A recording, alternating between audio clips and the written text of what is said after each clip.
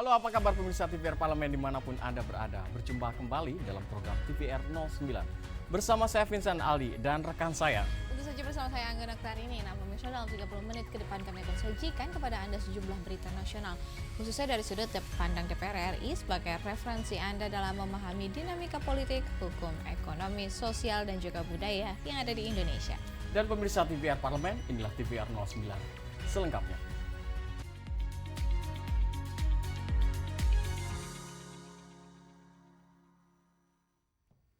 Dalam kunjungan kerja ke Bandara Siborong Fakfak, Papua Barat, Komisi 5 DPR RI mendesak pemerintah Kabupaten Fakfak untuk segera menyelesaikan permasalahan pembebasan lahan untuk pembangunan akses jalan dari dan menuju Bandara Siborong.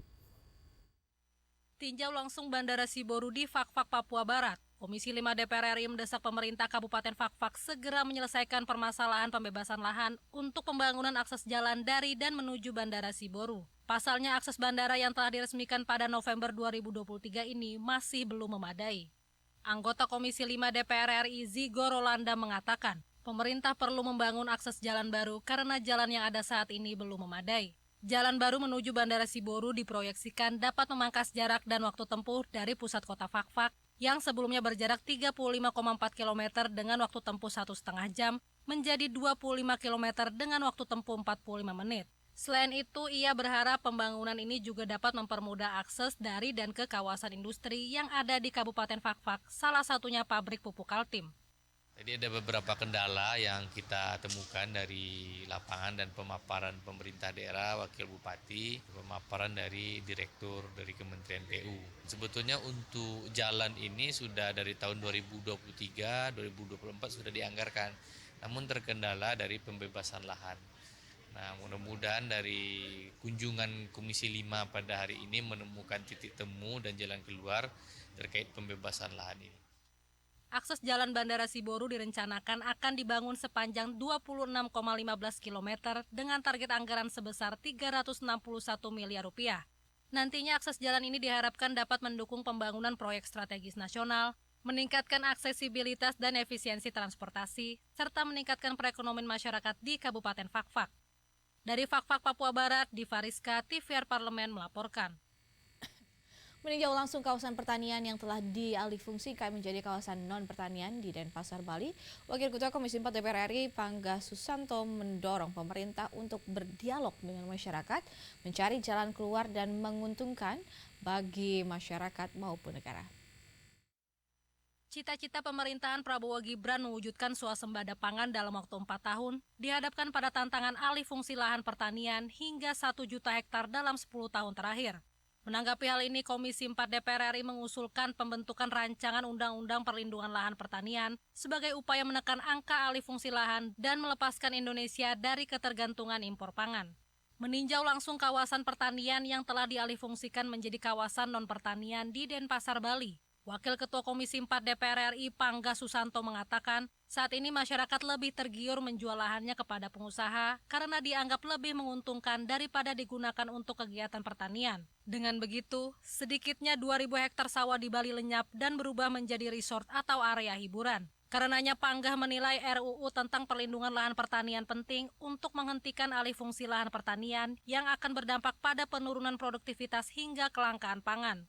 Terutama di Jawa dan di Bali ini ya, di sekitar perkotaan yang kemudian nilai tanah itu memang meningkat. Tadinya mungkin sangat murah ya, menjadi mahal. Nah ini kan juga sesuatu yang harus disikapi juga. Tapi yang jelas tidak boleh alih fungsi lahan ini terus berlanjut. Yang kedua tentu di Jawa dan di Bali terutama di daerah-daerah yang padat harus juga mulai dipikirkan soal teknologi pertanian yang lebih canggih untuk bisa meningkatkan produktivitas dengan lahan yang makin sempit. Lebih lanjut, Pangga mendorong pemerintah untuk berdialog dengan masyarakat untuk mencari jalan keluar yang menguntungkan baik bagi masyarakat maupun negara. Dari Denpasar, Bali, Rodia, TVR Parlemen melaporkan. Pemirsa, dalam kunjungan kerja ke Pekanbaru Riau, Komisi 12 DPR RI melakukan pengawasan untuk memastikan industri di wilayah Riau mengelola limbahnya dengan baik dan tidak mencemari lingkungan. Dan kami akan hadirkan informasi usai jeda. Tetap bersama kami TVR 09.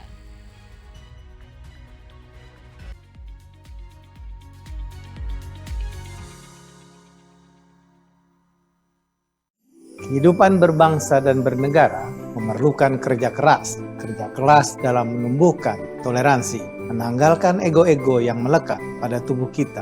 Jadikanlah Natal sebagai momen refleksi agar di tahun yang baru, bangsa Indonesia semakin bersatu padu serta dilingkupi kedamaian. Selamat Natal dan Tahun Baru, toleransi dalam damai.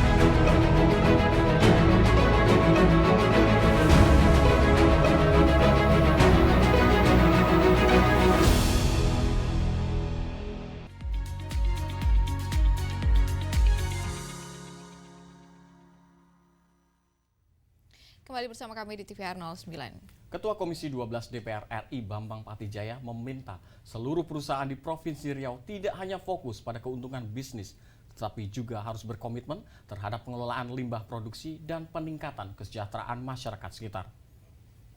Dalam kunjungan kerja ke Pekanbaru Riau, Komisi 12 DPR RI melakukan pengawasan untuk memastikan industri di wilayah Riau mengelola limbahnya dengan baik dan tidak mencemari lingkungan. Ketua Komisi 12 DPR RI Bambang Patijaya mengatakan, Riau Andalan Pulp and Paper atau RAPP telah mengelola limbahnya dengan baik dan berkomitmen pada praktek bisnis berkelanjutan sesuai dengan ketentuan perundang-undangan. Ia meminta seluruh perusahaan di Provinsi Riau tidak hanya fokus pada keuntungan bisnis, tetapi juga harus berkomitmen terhadap pengelolaan limbah produksi dan peningkatan kesejahteraan masyarakat sekitar.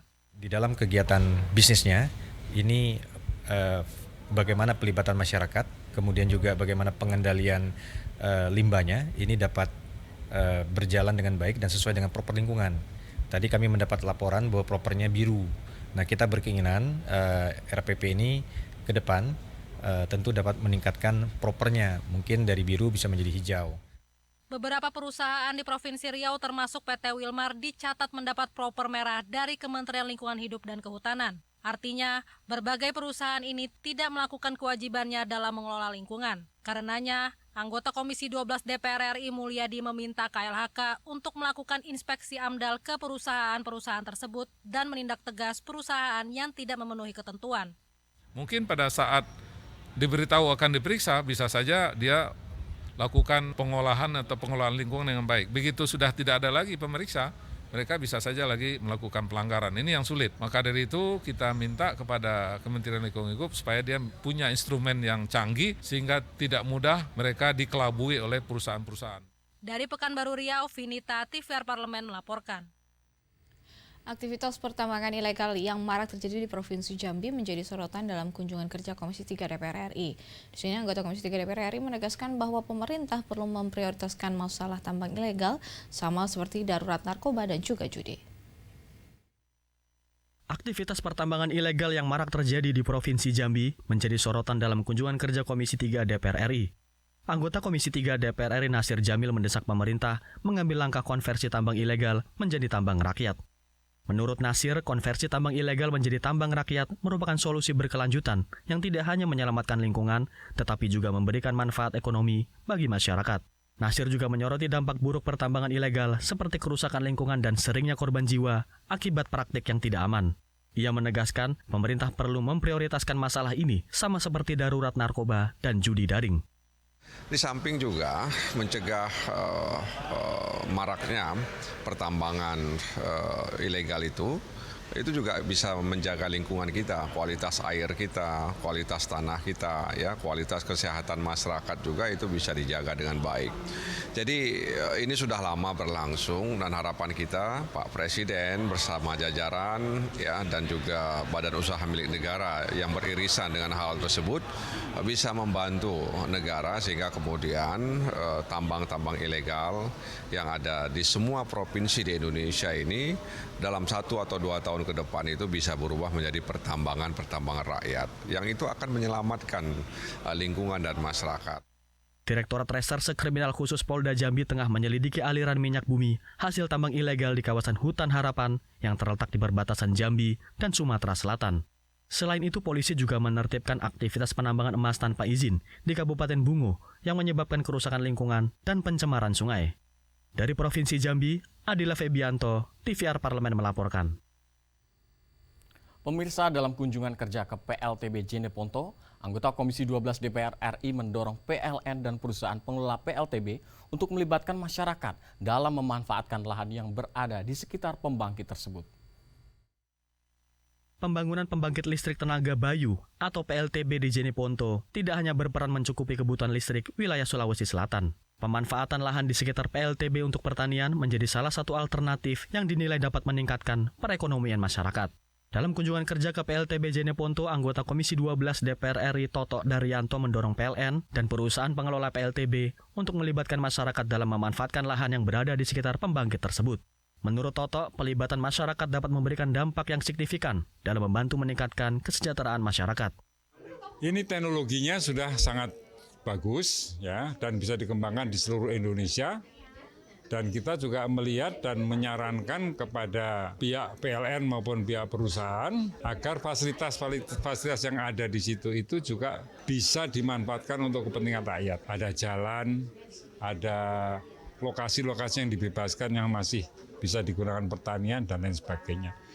Intinya dalam rangka mendorong energi terbarukan, maka kegiatan ini perlu ditingkatkan lebih lanjut dan tidak hanya di Jeneponto karena banyak potensi juga. Di Samas ada, di Jawa Barat ada, dan lain sebagainya.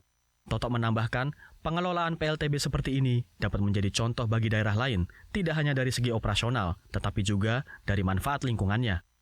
PLTB Jeneponto berdiri di atas lahan seluas 60 hektar, memiliki 20 generator turbin angin dengan kapasitas daya mencapai 72 MW. Optimalisasi lahan di sekitar PLTB menjadi langkah strategis yang tidak hanya mendukung ketahanan energi, tetapi juga memberdayakan masyarakat sekitar. Dari Sulawesi Selatan, Sigit Rilo, TVR Parlemen melaporkan. Indonesia merupakan negara dengan tingkat kerawanan bencana yang sangat tinggi, mulai dari banjir bandang, longsor, hingga gempa bumi. Jelang akhir tahun 2024, terjadi sejumlah bencana di berbagai wilayah di Indonesia. Dan DPR RI merespon cepat kejadian bencana alam yang terjadi di seluruh daerah dengan meninjau langsung lokasi bencana, serta melakukan pengawasan terhadap kinerja pemerintah dalam melakukan antisipasi cuaca ekstrim dan juga mitigasi bencana. Informasi selengkapnya kami hadirkan usai jeda. Tetaplah di TVR 09.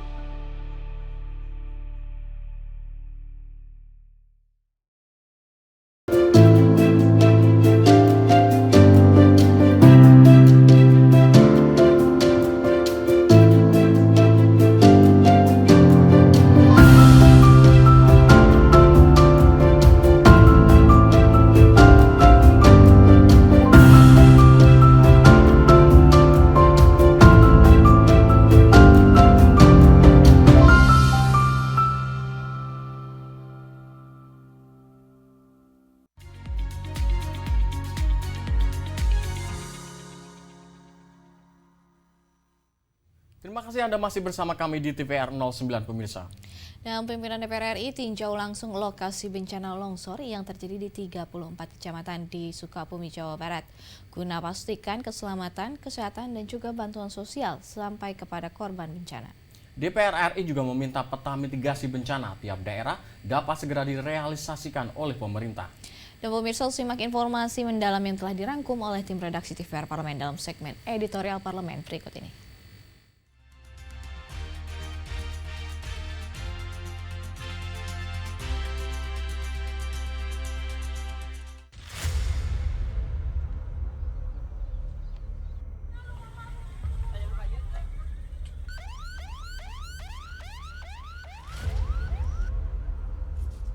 Indonesia merupakan negara dengan tingkat kerawanan bencana sangat tinggi, mulai dari banjir bandang, longsor, hingga gempa bumi.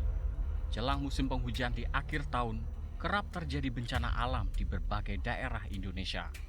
Belum lama ini, terjadi banjir bandang di Sumatera Utara dan Sukabumi, juga daerah lainnya. Banjir dan longsor yang terjadi berdampak terhadap kerusakan infrastruktur umum masyarakat, korban jiwa, bahkan trauma mendalam yang dialami anak-anak. DPR RI memberikan respon cepat terhadap penanganan bencana longsor yang terjadi di 34 kecamatan di Sukabumi, Jawa Barat. Dalam hal ini, pimpinan DPR RI meninjau langsung lokasi bencana untuk memastikan keselamatan, kesehatan, dan bantuan sosial sampai kepada korban bencana. Pimpinan semua sudah menyampaikan keprihatinan dan duka cita atas bencana banjir bandang, kemudian juga longsor yang terjadi di Sukabumi. Kemudian kita para pimpinan semua bicara harus ada segera yang menemui warga di sini dan memastikan seluruh kinerja perangkat kita, perangkat negara ini sudah berjalan. Alhamdulillah pas ke sini BNPB sudah ready melakukan tanggap darurat, Kemensos juga sudah hadir, karena Dirjen sudah di setiap titik ada, dan ya tugas kami bagaimana pengawasan ini bisa berjalan sesuai dengan tugas fungsi masing-masing, semua disupport oleh Bapak dari TNI, Polri juga sudah hadir di lokasi. Selain meninjau langsung bencana alam, DPR RI juga melakukan kunjungan kerja ke beberapa daerah untuk melakukan pengawasan terhadap kinerja pemerintah dalam melakukan antisipasi cuaca ekstrim dan mitigasi bencana jelang libur Natal 2024 dan Tahun Baru 2025.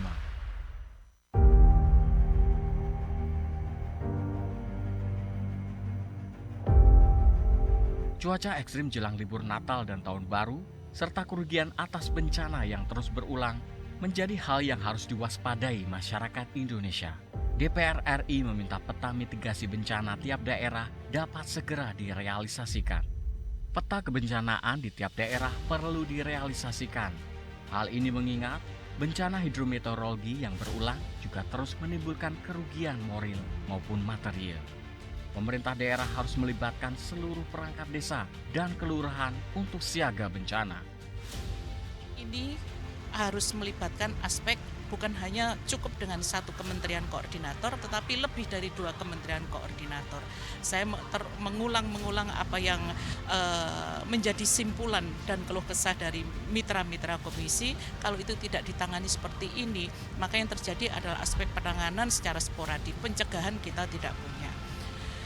Kemudian terkait dengan hal-hal yang spesifik untuk antisipasi Natal dan Tahun Baru, tentunya ini setiap daerah juga sudah mempunyai kebijakan, mulai dengan penegak hukum, dalam hal ini kepolisian, kemudian BPBD, kemudian Dinas Kesehatan, di masing-masing daerah minimal seperti itu, kemudian juga Dinas Kesehatan dan rumah sakit umum daerah masing-masing sudah mempersiapkan hal ini. Masuk musim cuaca yang ekstrim, seluruh jajaran BNPB di pusat dan daerah, terutama di Sumatera Selatan ini harus bersiap siaga untuk tanggap darurat kemungkinan cuaca yang tidak bersahabat, karena implikasinya sangat tidak menguntungkan bagi kita semua, bisa menjadi korban harta benda dan jiwa. Oleh karena itu harus siap siaga 24 jam untuk mengamati keadaan kondisi cuaca. DPR RI telah menyetujui tambahan anggaran kepada BNPB untuk optimalisasi penanggulangan bencana sebesar 1,43 triliun rupiah pada tahun 2025. Angka ini 500 miliar lebih tinggi dari pagu tahun 2024. Selain itu, DPR RI akan mengupayakan percepatan pembahasan revisi Undang-Undang Penanggulangan Bencana yang sudah masuk dalam prolegnas prioritas. Hal ini merupakan wujud komitmen DPR RI untuk memberikan solusi konkret dalam menangani persoalan bencana alam di Indonesia. Tim Liputan TVR Parlemen melaporkan.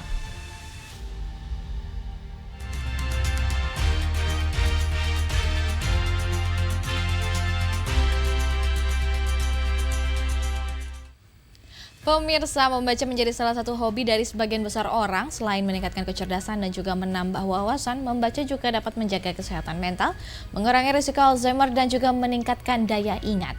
Dan hobi yang sangat bermanfaat ini pemirsa dapat Anda nikmati di Perpustakaan Yusuf Kala.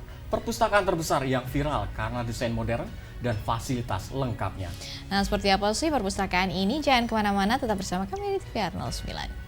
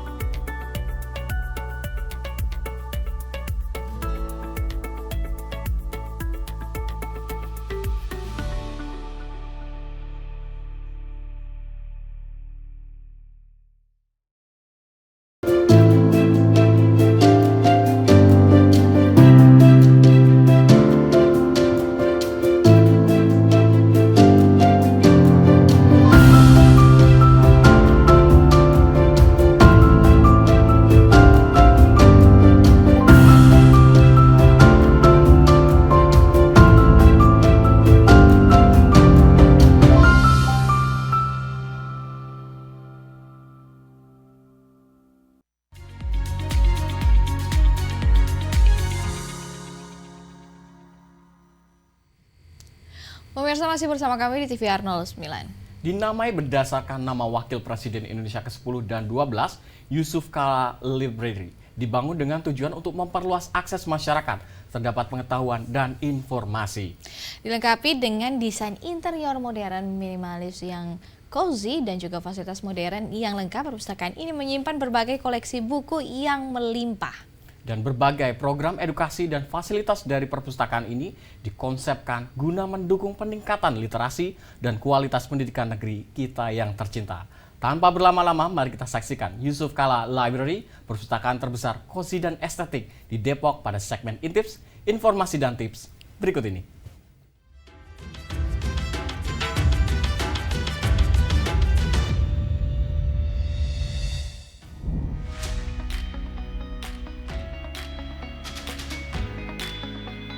Membaca di perpustakaan bukan hanya sekedar kegiatan mencari informasi, tetapi juga pengalaman yang dapat membuka cakrawala pengetahuan dan memberi ruang bagi imajinasi.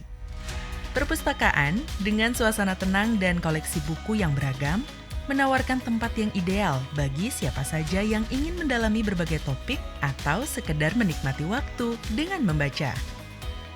Depok kini memiliki sebuah perpustakaan yang tidak hanya besar dan lengkap, tetapi juga menawarkan suasana yang nyaman dan estetis bagi pengunjung. Yusuf Kala Library yang baru saja dibuka menjadi tempat favorit baru bagi para pencinta buku dan masyarakat umum yang ingin menikmati suasana belajar yang berbeda. Perpustakaan yang dinamai berdasarkan nama Wakil Presiden Indonesia ke-10 dan ke-12 Yusuf Kala ini dibangun dengan tujuan untuk memperluas akses masyarakat terhadap pengetahuan dan informasi. Dengan luas bangunan yang mencapai ribuan meter persegi, Yusuf Kala Library menjadi perpustakaan terbesar di Depok, bahkan salah satu yang terbesar di wilayah Jawa Barat. Perpustakaan yang terletak di kawasan strategis ini mengusung konsep modern dengan desain interior yang sangat nyaman dan menarik. Setiap sudut di Yusuf Kala Library dirancang dengan penuh perhatian, mulai dari pencahayaan yang lembut, furniture yang ergonomis, hingga tata ruang yang terbuka dan rapi. Semua elemen tersebut memberikan nuansa yang cozy, menjadikan tempat ini lebih dari sekedar perpustakaan, tetapi juga untuk tempat bersantai sambil membaca. Tidak hanya menyediakan koleksi buku yang lengkap, perpustakaan ini juga dilengkapi dengan fasilitas modern seperti ruang diskusi, area membaca terbuka, dan ruang multimedia.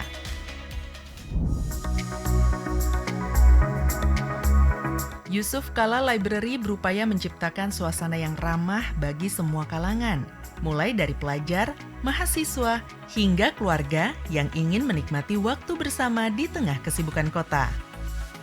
Yusuf Kala Library juga menyediakan berbagai fasilitas modern yang membuat pengalaman berkunjung semakin menyenangkan. Di dalamnya terdapat ruang multimedia untuk menonton film edukasi, ruang diskusi yang dilengkapi dengan proyektor untuk seminar atau pertemuan, serta area terbuka yang dirancang khusus untuk kegiatan membaca di luar ruangan. Bagi pengunjung yang ingin membaca lebih santai, perpustakaan ini juga menyediakan ruang baca dengan sofa-sofa nyaman, lengkap dengan meja kecil untuk minuman atau camilan. Konsep ini membuat Yusuf Kala Library menjadi tempat yang ramah untuk keluarga dan anak-anak, memberikan pengalaman belajar yang menyenangkan bagi semua usia. Untuk mendukung perkembangan literasi dan pendidikan, Yusuf Kala Library juga mengadakan berbagai program edukasi dan kegiatan komunitas, seperti diskusi buku, workshop penulisan, serta pelatihan keterampilan digital. Program-program ini bertujuan untuk menginspirasi masyarakat, khususnya anak muda, agar semakin gemar membaca dan belajar. Dengan segala fasilitas dan kenyamanan yang ditawarkan, Yusuf Kala Library menjadi pilihan ideal bagi mereka yang ingin mencari tempat untuk memperluas wawasan, bersosialisasi, atau sekedar menikmati suasana yang menenangkan di tengah hiruk-pikuk kota. Bagi pemirsa yang ingin mencari tempat untuk belajar, membaca, atau sekedar bersantai, Yusuf Kala Library adalah pilihan yang sempurna. Dengan berbagai program edukasi dan fasilitas yang ditawarkan, perpustakaan ini akan terus berkontribusi dalam meningkatkan literasi dan kualitas pendidikan. Wah, benar-benar menarik ya pemirsa! Perpustakaan kini bukan hanya tempat membaca, tetapi juga pusat kreativitas dan pengetahuan. Jadi gak sabar nih mau segera mengunjungi Yusuf Kala Library.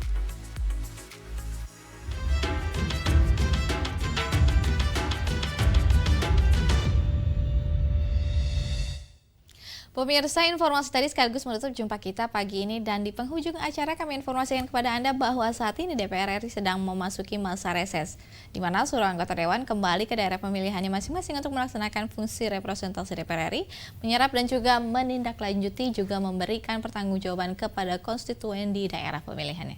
Dan sejumlah agenda serta program DPR RI lainnya masih dapat Anda saksikan secara langsung di TVR Parlemen melalui kanal utama, kanal komisi, dan kanal alat kelengkapan Dewan lainnya yang dapat Anda akses di tvrparlemen.dpr.go.id. Dan pemirsa TVR Parlemen, demikianlah TVR 09 edisi pagi ini. Segenap kru TV Parlemen yang bertugas mengucapkan terima kasih telah menyaksikan TVR 09 pagi ini. Saya Angga Noktarini dan juga rekan saya. Dan saya Vincent Aldi, sampai jumpa di TVR 09 selanjutnya. Dan TVR Parlemen, referensi Indonesia. Selamat tahun baru.